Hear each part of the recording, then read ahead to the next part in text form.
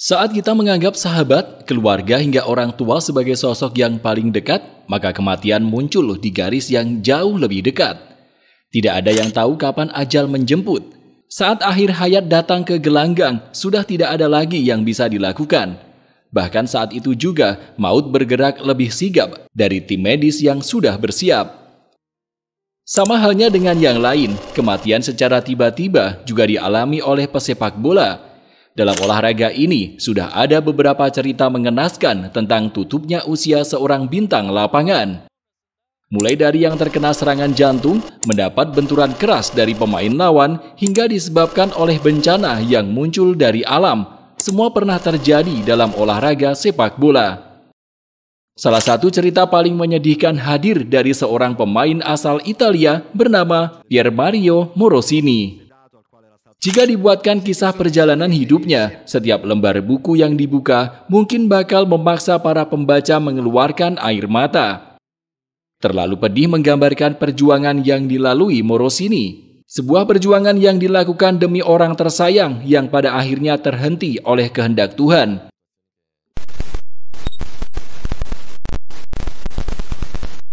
Sebagai bocah yang lahir dari keluarga miskin, Morosini mencoba mencari peruntungan lewat bakat dan keahliannya, yaitu bermain sepak bola. Sejak usia 19 tahun, Morosini sudah bergabung dengan Udinese. Dia disebut sebagai salah satu pemain muda paling menjanjikan, usai mendapat kesempatan tampil di tim junior Italia di berbagai jenjang usia. Pelatih Akademi Atalanta yang merupakan tempat awalnya dia berlatih sepak bola juga mengatakan bila Morosini merupakan pemain yang sangat berbakat. Dia adalah pemuda luar biasa yang selalu bergegas membantu semua orang. Dia hidup untuk keluarganya. Udinese lalu merekrutnya dan dia sangat berbakat. Dia memiliki karir yang hebat, dihormati oleh semua rekan setimnya. Kemanapun dia pergi, orang-orang memujinya. Dia memiliki hati emas, ujar Mino Favini, pelatih Morosini. Di tahun 2005, Morosini sempat mendapat kesempatan tampil sebanyak 5 kali di kompetisi Serie A bersama Udinese. Kemudian dia sempat dipinjamkan ke Bologna untuk mendapat jam terbang. Setelah itu, nama Vicenza menjadi tujuan setelahnya sebelum ia kembali ke Udinese pada tahun 2009. Namun sama seperti sebelumnya, Morosini kembali dipinjamkan ke berbagai klub, di mana kali ini kompetisi Serie B sering menjadi tempatnya mengasah kemampuan. Tercatat Morosini bergabung dengan Regina, Padova, Vicenza, hingga yang terakhir adalah Livorno. Di Livorno, Udinese berharap Morosini bisa memanfaatkan waktunya untuk terus mengasah bakatnya. Namun sayang, hal itu cuma menjadi angan belaka. Sebab Livorno justru menjadi tim terakhir yang dibelanya usai sebuah kematian tiba-tiba datang menyapa.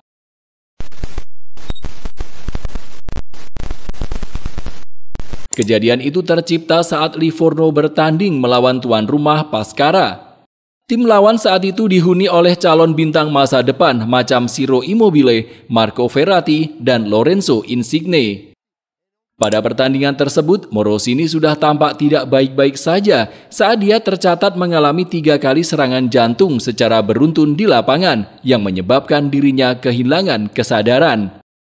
Pada menit ke-31, gelandang Livorno itu tiba-tiba saja jatuh. Saat semua yang berada di lapangan panik, tim medis segera melarikan Morosini ke rumah sakit. Nahas, usaha yang dilakukan tim medis terbentur oleh suratan takdir. Tuhan memilih untuk menutup usia sang pemain di tahun ke-25 dalam perjalanan menuju rumah sakit pada pukul 17 waktu Italia. Seperti yang sempat disinggung, kematian Morosini didiagnosa akibat serangan jantung. Namun pertanyaan mengenai penyebab pastinya masih menggelayuti beberapa pihak. Dan untuk menjawab itu, sebuah lembaga penuntut umum di Pescara telah memerintahkan otopsi pada Morosini untuk menentukan penyebab utamanya.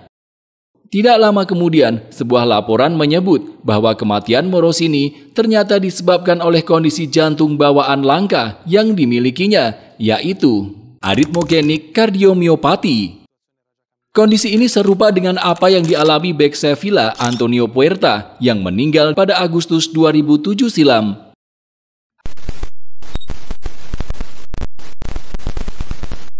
Hembusan nafas terakhir Morosini saat itu tak ubahnya menjadi peluit panjang yang menyudahi perlawanannya menghalau segala duka. Ia melewati banyak sekali hal memilukan sehingga banyak menarik perhatian lingkungan. Ibunya, Camelia, meninggal pada tahun 2001 ketika dia masih berusia 15 tahun. 2 tahun berselang, sang ayah menyusul pergi ke haribaan sang pencipta. Ya, Morosini ditinggal 2 sosok malaikat tak bersayapnya saat usianya bahkan belum menyentuh angka 20 tahun. Kejadian itu menjadi pukulan telak sekaligus motivasi besar bagi Morosini. Ia memutuskan bermain sepak bola demi mewujudkan mimpi orang tuanya yang ingin melihat Morosini bermain untuk timnas Italia. Namun di tengah perjuangannya, Morosini kembali ditimpa masalah yang luar biasa hebat. Saudara laki-lakinya tewas bunuh diri setelah melompat dari jendela.